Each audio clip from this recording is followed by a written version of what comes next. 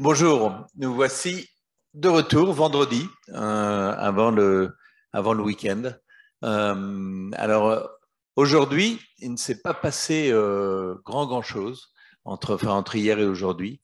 Sinon, une nouvelle qui va intéresser les Français, on en reparlera en fin de, euh, de Zoom, mais le train Allegro, qui est le train qui va entre Saint-Pétersbourg et Helsinki, sera annulé à partir de dimanche à la demande des Finlandais, ce qui veut dire qu'on ne peut plus passer la frontière finlandaise en train.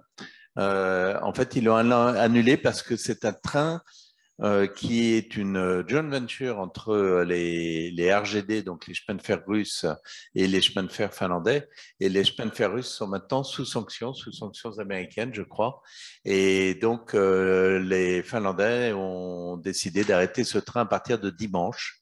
Et ce qui veut donc dire que maintenant, la seule façon de passer la frontière est en bus. C'est 9 heures de Moscou.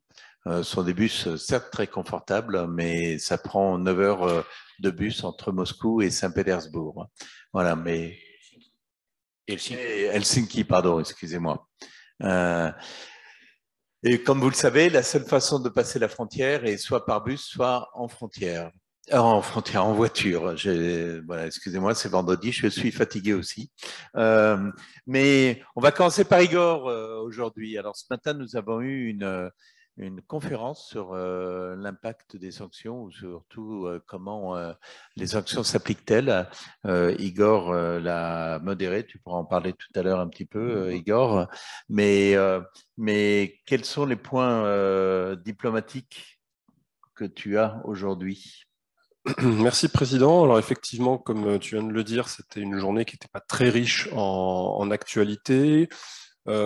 Sur les aspects diplomatiques du dossier, et j'allais dire tentative de résoudre cette crise, je relève les deux déclarations. Donc d'abord celle du président turc qui a affirmé que la Russie et l'Ukraine étaient proches d'un accord sur un certain nombre de points, à savoir la question de la neutralité ukrainienne, autrement dit le renoncement par Kiev à l'entrée dans l'OTAN, également sur la démilitarisation, principalement le non-déploiement de systèmes offensifs sur le territoire ukrainien, que la Russie donc jugerait menaçant, et également sur les questions de sécurité collective, j'y reviendrai, et sur l'octroi du statut officiel à la langue russe. En revanche, toujours selon le président Erdogan, l'Ukraine, je cite le président Erdogan, l'Ukraine ne cédera pas sur la question de la reconnaissance de la Crimée et du Donbass, autrement dit sur les aspects de l'intégrité territoriale.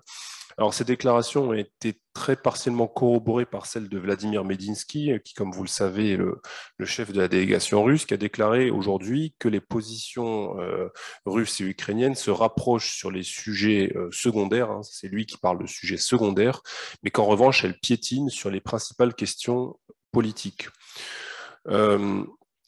Autour de ce dossier ukrainien, qu'est-ce qu'on peut relever aujourd'hui? D'abord, les déclarations de l'ambassadeur américain en Russie, John Sullivan, dans la presse aujourd'hui, dans Novaya Gazeta, qui explique que la normalisation des relations bilatérales donc russo-américaines va intervenir, c'est un fait, mais cela prendra probablement du temps, et selon lui, ce n'est pas avant 2 ans. Donc 2 ans, c'est en gros la fin du mandat de Joe Biden, donc il ne prend pas trop de risques en parlant de cette temporalité de 2 ans.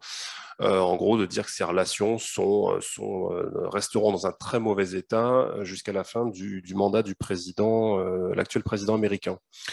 On relève aujourd'hui aussi de l'agitation, voire des perturbations sur le Haut-Karabakh, puisque manifestement, il y a eu des accrochages entre les Azerbaïdjanais et des Arméniens du Haut-Karabakh, ce qui a provoqué un coup de fil entre le ministre russe de la Défense, Sergei Shoigu, et son homologue azerbaïdjanais pour évoquer cette question de la détérioration que, évidemment, on ne peut pas déconnecter, du contexte général et notamment de ce qui se passe en Ukraine. Enfin, le président ukrainien a reçu les chefs des parlements des 3 pays baltes qui, comme on le sait, sont sont en première ligne dans le soutien à l'Ukraine. Alors, sur les aspects de sécurité collective, moi, c'est ce que j'ai retenu, si vous voulez, de ces déclarations qui m'ont un petit peu du président Erdogan. En fait, quand il parle de sécurité collective, comment est-ce que moi je l'interprète, cela renvoie aux questions de garantie de sécurité que l'Ukraine exige en contrepartie de son renoncement à l'adhésion à l'OTAN. La formulation en tant que telle, sécurité collective, relève en général plutôt du champ lexical des relations russo-américaines et des grandes négociations sur la sécurité continentale et la sécurité entre Russes et Occidentaux en général, qui sont plutôt l'apanage des relations entre Moscou et Washington, et qui étaient remontées, souvenez-vous, avant le 24 février, hein, dans les discussions qui s'étaient amorcées entre Moscou et Washington fin 2021, donc jusqu'au 24 février, et qui sont depuis complètement, manifestement, suspendues. Voilà pour la partie diplomatique de ce jour. Il y a eu un sommet de l'Union européenne aussi. Il y a eu la fin du sommet de l'OTAN et le sommet de l'Union européenne. Et il en est ressorti quelque chose? Je dois dire que j'ai pas pu trouver grand-chose. Ça m'a assez surpris. En dehors de ce qu'on a dit hier sur l'OTAN et des déclarations que j'ai évoquées et analysées hier, sur le G7 et sur l'Union européenne, j'ai pas vu passer grand-chose. Par contre, Biden devrait demain prononcer un discours, hein, ça a été annoncé, qui est présenté comme étant voilà, assez attendu, dans lequel il va évoquer un certain nombre de points assez clés, visiblement. Mais ni sur le G7 ni sur l'UE, j'ai pas vu de nouvelles substantielles. Il doit prononcer son discours où? Il sera à Varsovie, d'après ce que je Donc crois c'est comprendre. pendant sa visite. Voilà, c'est en dans le Pologne. prolongement de son déplacement européen. Il doit aller à Varsovie et je pense que c'est dans ce cadre-là qu'il va s'exprimer. D'accord. Et l'Union européenne n'a pas annoncé en fait son 5e plan de sanctions pour l'instant? Non, toujours pas à ma connaissance. Pas d'éléments probants. Ça doit sortir, j'imagine, ce week-end ou début de semaine prochaine, tout au plus. C'est pas certain en réalité.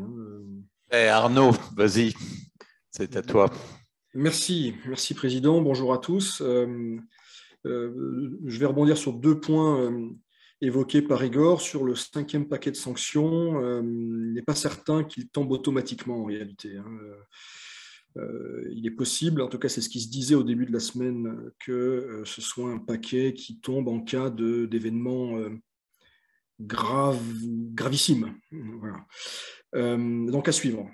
Et sur la déclaration de Sullivan, j'ai une interprétation peut-être un peu perfide, et je n'exclurais pas que dans son esprit, 2024 corresponde à l'expiration du mandat d'un autre président que Biden. Alors, ceci dit, que retenir de cette dernière journée? Une déclaration de la Banque centrale de Russie qui précise que ces réserves en or sont intégralement stockées sur le territoire national. Une précision importante puisque les Américains disent vouloir entraver, en partenariat avec le G7, l'utilisation par la Russie de ces réserves en or. Deuxième point, et là encore je rebondis un peu sur ce que vient de dire Igor, la Russie et la Turquie ont annoncé vouloir développer les échanges libellés en monnaie nationale, en particulier pour les flux touristiques russes en Turquie. Autrement dit, possibilité de payer en roubles ou en lire turques sans passer par le dollar ou l'euro. Sur le plan politique, je relève une nouvelle intervention de Dmitri Medvedev, un long entretien accordé hier, où il parle à nouveau des États-Unis, qui, je cite, ne sont plus les maîtres du monde. Il parle également il précise qui sont les traîtres à ses yeux, ceux qui, pendant les opérations militaires, critiquent l'action de l'État. On pourrait dire rien de très nouveau sous le soleil, mais ça fait beaucoup. Dmitri Medvedev parle beaucoup ces dernières semaines. Depuis un mois environ, c'était déjà le cas avant le déclenchement du conflit en Ukraine. Donc ce n'est pas anodin. Certains disent qu'il essaie de faire oublier son passé libéral. D'autres estiment qu'il cherche au contraire à se replacer dans la course, alors que certains poids lourds risquent d'en être évincés du fait de la situation en Ukraine. Et enfin, un autre signal faible, pas si faible que ça en réalité, c'est l'annonce de la fin de l'enseignement des sciences humaines dans les instituts pédagogiques, autrement dit, ces établissements universitaires qui préparent les enseignants. Voilà, c'est quelque chose qui, à mon avis, n'est pas anodin pour la suite. Voilà ce que je voulais dire aujourd'hui, Président. J'ai une question pour toi, Arnaud. J'ai entendu, difficile maintenant dans ce magma d'informations de savoir si c'était des médias russes ou étrangers, que les discours et l'article de Vladimir Poutine sur l'Ukraine seraient imposés comme sujet d'étude obligatoire. Alors, est-ce que c'est dans le secondaire? Est-ce que c'est dans le supérieur? Est-ce que tu as entendu Non, je dois admettre ne pas avoir vu passer cette nouvelle.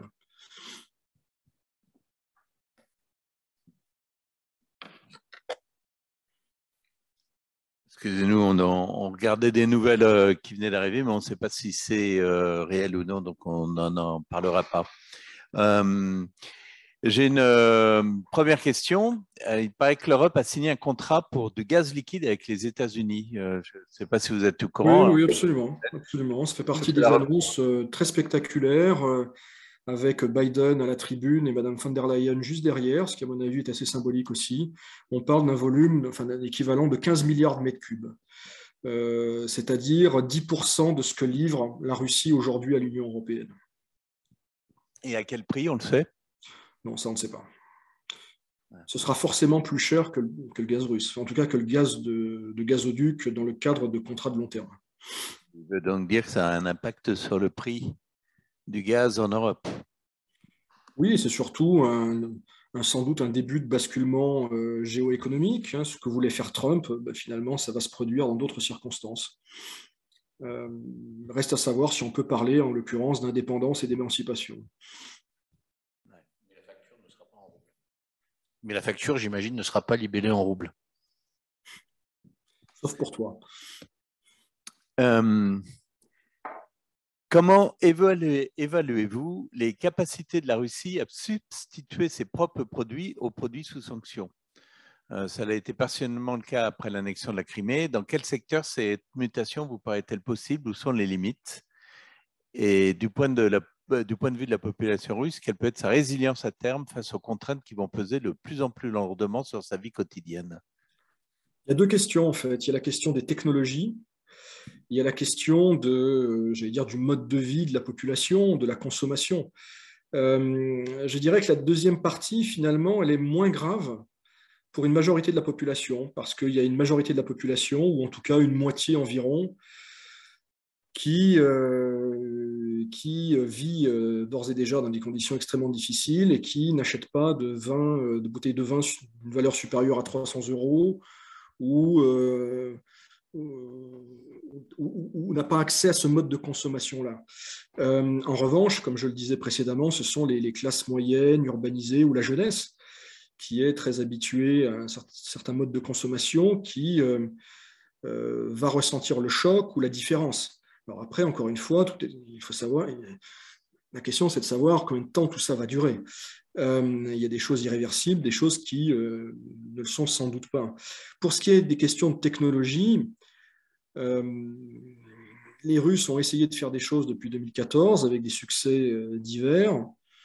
Les projets qu'on évoquait hier, et dont Igor parlait dans l'aéronautique, montrent qu'ils sont loin d'être en mesure de se passer de l'ensemble des technologies. Donc, il va y avoir des projets bloqués, il va y avoir des projets qui vont sans doute être abandonnés, et puis il y aura sans doute aussi probablement des stratégies de contournement si jamais les sanctions s'installent dans la durée. En fait, c'est la discussion que nous avions hier avec Igor sur la durée.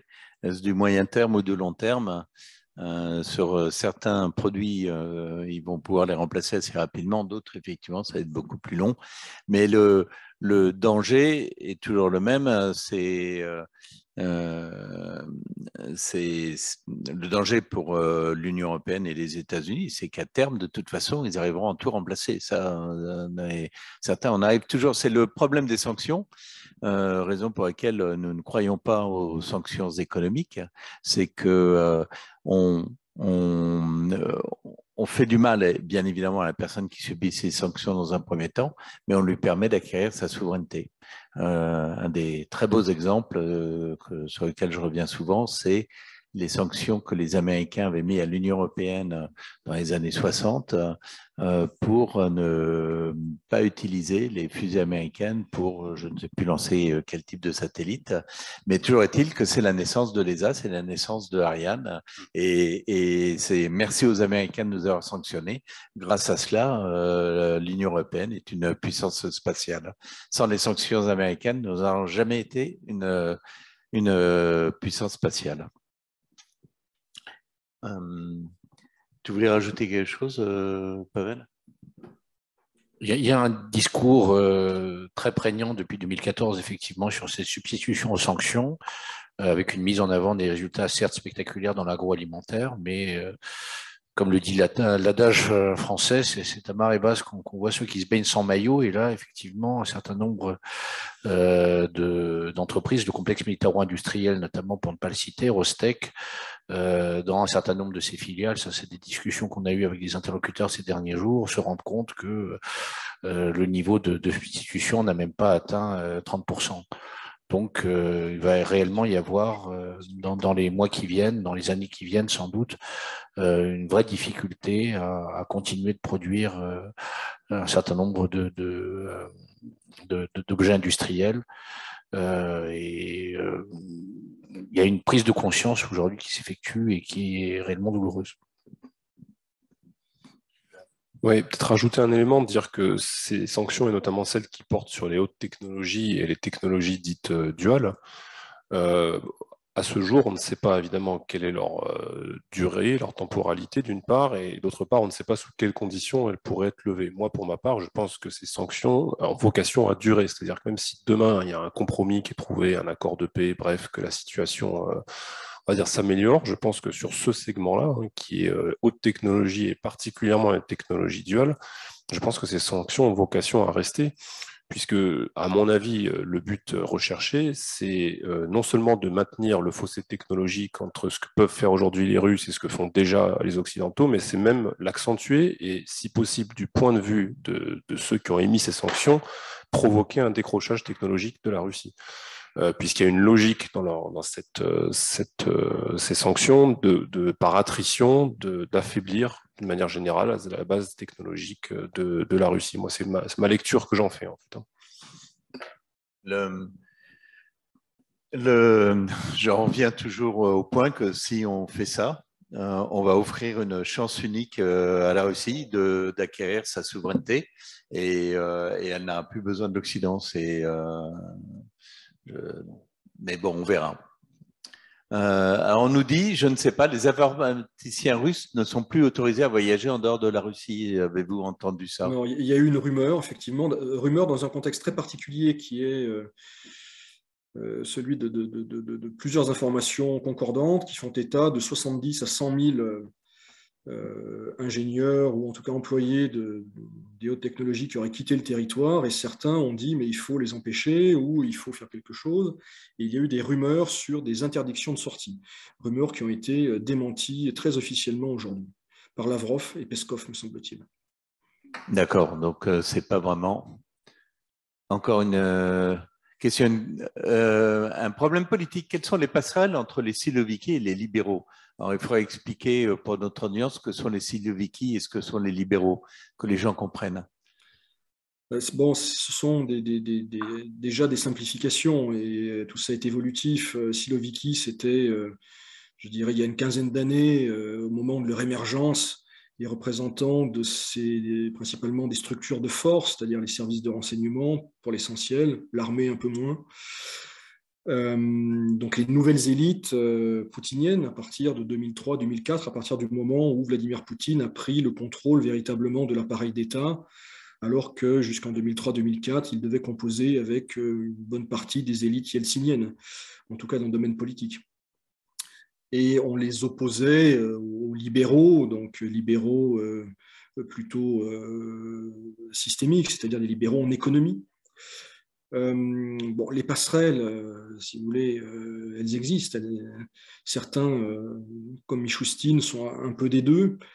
Il faut bien comprendre que dans le contexte actuel, les libéraux n'ont pas la main, sauf peut-être sur quelques questions financières techniques, mais les grandes questions politiques, les grandes questions, a fortiori stratégiques, sont définies par Vladimir Poutine lui-même et le Conseil de sécurité nationale, dont on voit bien par qui il est composé. Donc, d'abord, ces termes-là, est-ce qu'ils ont encore un sens? Oui, peut-être, mais ce sont vraiment des catégories un peu fourre-tout.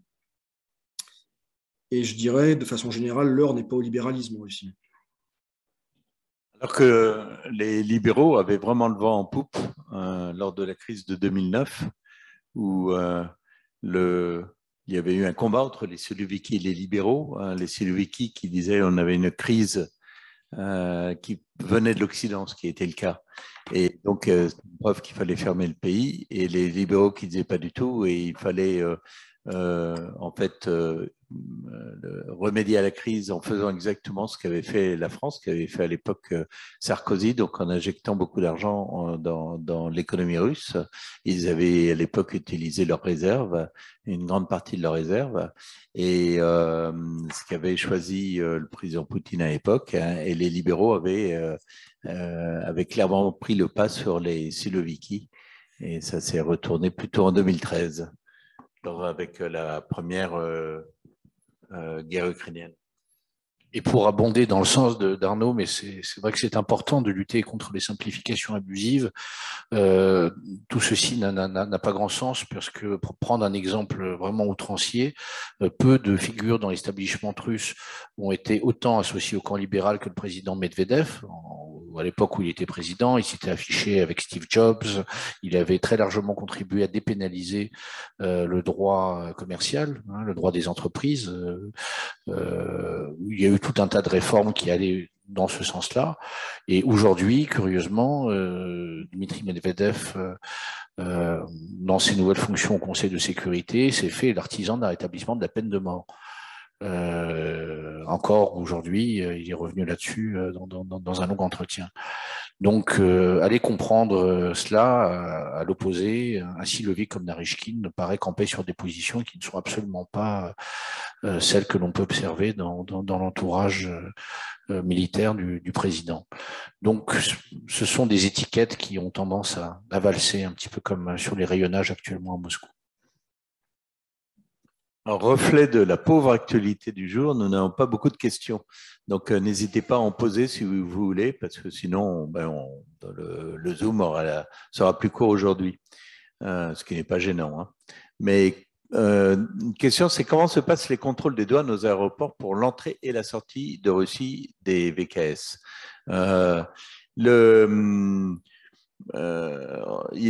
La sortie, il n'y a pas vraiment de problème. On a entendu juste un cas de quelqu'un dont on aurait pris les téléphones et les ordinateurs, mais il nous reste à vérifier que ce soit vrai. Mais on a entendu parler d'un cas, un Français. Au retour, on a eu quelques cas aléatoires de gens qui ont subi des interrogatoires. On en avait parlé précédemment, assez longs, entre 1 et 3 heures. Jamais désagréable, hein, mais juste long pour rentrer en Russie. Alors, on a eu 6 cas pour l'instant, voilà, mais il y a plusieurs dizaines, voire centaines de personnes étrangers qui rentrent tous les jours en Russie. Donc, c'est pas non plus quelque chose de récurrent et de très important, mais c'est quelque chose que l'on monitore. Et si jamais ça venait à s'accélérer, on vous en ferait part. Donc, pour l'instant, on peut dire que les contrôles se passent plutôt bien. Les ressortissants d'Asie centrale quittent-ils le pays? Non, mais ça pourrait. Et il y a une vraie inquiétude en Asie centrale, plus encore au sein de l'Union économique eurasiatique, sur les répercussions des sanctions accrues à l'égard de la Russie et de la Biélorussie. Donc, et puis, il y a aussi éventuellement la dépréciation du rouble. Donc, ça fait partie des interrogations de moyen terme. Est-ce qu'il ne pourrait pas y avoir des conséquences sociales au Kyrgyzstan, en Ouzbékistan, si jamais le flux d'argent en provenance de Russie devait se tarir, par exemple. C'est une question à suivre à moyen terme. Il y a déjà eu en fait un grand exode de toute cette population d'Asie centrale, une sorte d'infra-population, parce qu'on les voit à la fois partout et nulle part, qui, au moment de la pandémie, ont pour beaucoup perdu leur emploi dans les fast-foods, les établissements tous ces établissements de street retail qui devaient leur survie justement à ces travailleurs d'Asie centrale. Et pour beaucoup, on s'est aperçu de leur absence quand justement beaucoup de restaurants, de magasins, d'entreprises de voirie, de bâtiments ne savaient plus comment remplacer et trouver des forces vives. Donc ça, c'est un phénomène qu'on a connu massivement au début de 2020. Et je crois qu'aujourd'hui, on n'a pas tellement de retour en force de ces Ouzbeks, de ces Tadjiks et de ces Kirghizes dans les conditions actuelles. Alors, un témoignage d'une personne qui me dit qu'aujourd'hui, un ami est arrivé via Belgrade. C'est intéressant parce que c'est toujours par cet avion de Belgrade qu'on constate des problèmes d'entrée. Il est resté 2 heures pour interrogatoire du FSB. Alors, si vous pouvez nous dire, madame, si ça s'est passé courtoisement ou non, ça serait une question intéressante. On nous demande, peut-on maintenant passer par la Moldavie pour entrer en France? Je l'ai entendu dire, je ne sais pas si vous l'avez c'est à vérifier, mais je l'ai entendu dire qu'on pouvait effectivement passer par la Moldavie. Encore faut-il atteindre la Moldavie, hein, ce qui ne doit pas être simple de Moscou. Il doit passer par la mer du Nord pour redescendre sur la Moldavie, effectivement. Je ne sais pas comment il va jusqu'en Moldavie. C'est une bonne remarque. Il y a la Moldavie qui en entrant dans le pays, les forces de l'ordre scannent-ils les téléphones, tablettes et ordi? Alors, je ne crois pas qu'ils les scannent, mais ils demandent à les vérifier. Donc, ils peuvent vérifier. Est-ce qu'ils scannent? J'en suis pas sûr, mais ça serait long s'ils devaient les scanner, donc je ne pense pas. Mais ils demandent à regarder. Une question politique. Pensez-vous, collègue Deripaska, puisse avoir un avenir politique? Il a été durement sanctionné, longtemps avec les autres. Il commente régulièrement l'activité politique et économique. Je ne sais pas qui veut répondre à ça. Oui, on en avait parlé lors de nos premiers briefings. J'avais évoqué ces prises de parole contre Mme Nabiouna, en particulier la présidente de la Banque centrale. Difficile à dire. Il ne le fera pas sans le feu vert du Kremlin. Mais on ne peut pas exclure que dans le contexte de, je ne sais pas si on peut parler de bouleversement, mais enfin, il va y avoir une refonte du champ politique, y compris parce que, vous l'avez appris, M. Zhirinovsky est à l'article de la mort. Donc, il va se passer des choses en politique intérieure en Russie. M. Zyuganov a 76 ans par ailleurs. Donc, je n'exclurais pas que Deripaska cherche à incarner une sorte de social-démocratie, une sorte peut-être de New Deal de gauche. Mais encore une fois, il ne le fera qu'avec l'aval des autorités. C'est possible. Alors, toujours sur ces histoires d'avion, Madame nous a répondu en disant que l'interrogatoire était courtois mais long et qu'on a posé des questions du style: où travaillez-vous? Êtes-vous déjà allé en Ukraine? Connaissez-vous des Ukrainiens? Des exemples de questions qui ont été posées.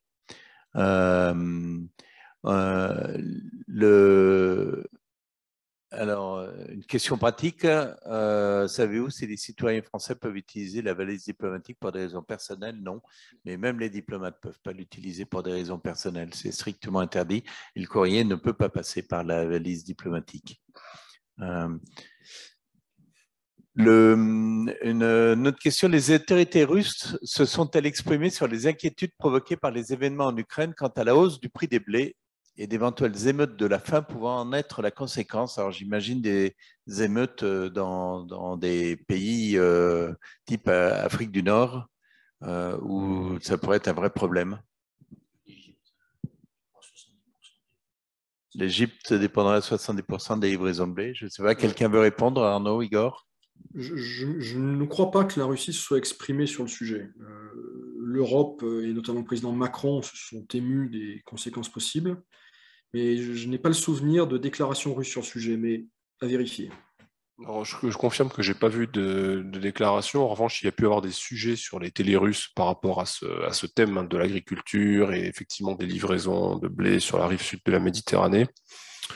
Et je relève qu'aujourd'hui, il y a un coup de fil entre messieurs Zelensky et le maréchal, monsieur Zelensky et le maréchal Sissi en Égypte. Ils se sont parlé par téléphone aujourd'hui.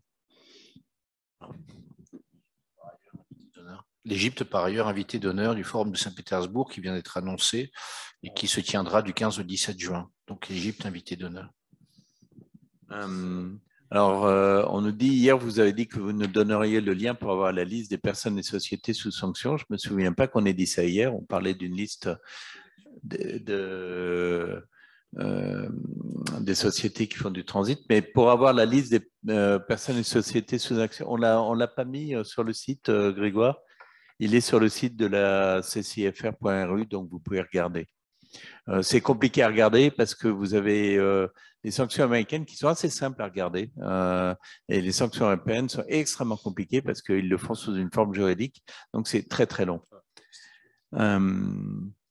Pourquoi la Finlande a-t-elle arrêté le train Allegro? Ce que j'expliquais, hein, parce que c'est une joint venture avec les RGD, les chemins de fer russes, et donc les chemins de fer russes étant sous sanction, ils ont arrêté de travailler avec les Russes. On évoque dans les médias en France un changement significatif de conseillers ou personnel autour de Vladimir Poutine. On parle de 1000 personnes. Qu'en est-il? C'est farfelu.